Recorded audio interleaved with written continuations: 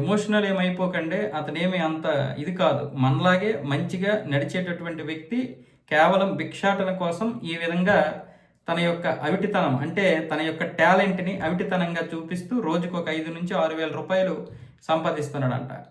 వాళ్ళ ఇంట్లో చూస్తే మనం ఎందుకు పనికిరామంట. జోబులో ఐఫోన్ ఉంది, మంచిగా యాపిల్కి సంబంధించినటువంటి ఒక సిస్టమ్ కూడా ఉందంట. అబ్బాయి లాస్ట్లో చూడండి ఒకసారి.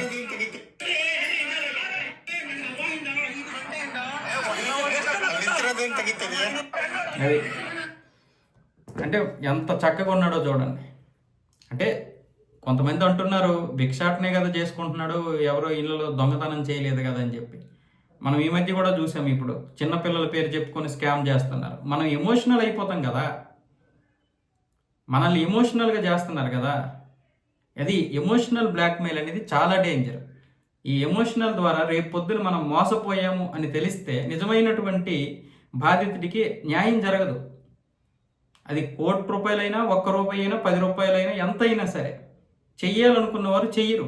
ఇప్పుడు వీడు నిజంగానే ఆ అబ్బాయి అంత చూపించినట్లుగా అంత అవిటివాడైతే ఖచ్చితంగా మనం హెల్ప్ చేయొచ్చు. ఆ అబ్బాయి ఐఫోన్ కొనుక్కొని లేకపోతే మంచి ఇల్లు కట్టుకొని, కానీ అబ్బాయికి అలా ఉండడం వల్ల పోలియో వ్యక్తిలాగా ఉన్నాడు కాబట్టి ఏం చేయలేకపోవచ్చు. భిక్షాటం ద్వారా వచ్చినటువంటి డబ్బులతో మంచిగా హ్యాపీగా ఉన్నాడు అనుకోవచ్చు. కానీ అబ్బాయి మంచిగా ఎంజాయ్ చేస్తూ మంచిగా హ్యాపీగా ఆరోగ్యంగా ఉన్నటువంటి వ్యక్తి ఈ విధంగా భిక్షాటం చేస్తూ డబ్బు సంపాదించి నైట్ ఎక్కడికి వెళ్తాడు? పబ్బులకి వెళ్తాడు, క్లబ్బులకి వెళ్తాడు, ఎంజాయ్ చేస్తాడు, హ్యాపీగా ఉంటాడు. అతను హ్యాపీగా ఉండడం మనకి ఇది కాదు. కానీ ఎమోషనల్ బ్లాక్మెయిల్ చేసి తప్పుగా సంపాదించిన డబ్బుతో ఈ విధంగా చేయడం అనేది ఎవరూ కూడా ఒప్పుకోవడం లేదు. అక్కడ ఏ దొంగతనం చేసినోడినైనా సరే, లేకపోతే దోపిడీలు చేసినోడినైనా, మానభంగాలు చేసినోడినైనా, రాజకీయంలో అవినీతి చేసినా, అధికారులు అవినీతి చేసినా ఎవరినైనా మనం తప్పు పట్టాల్సిందే.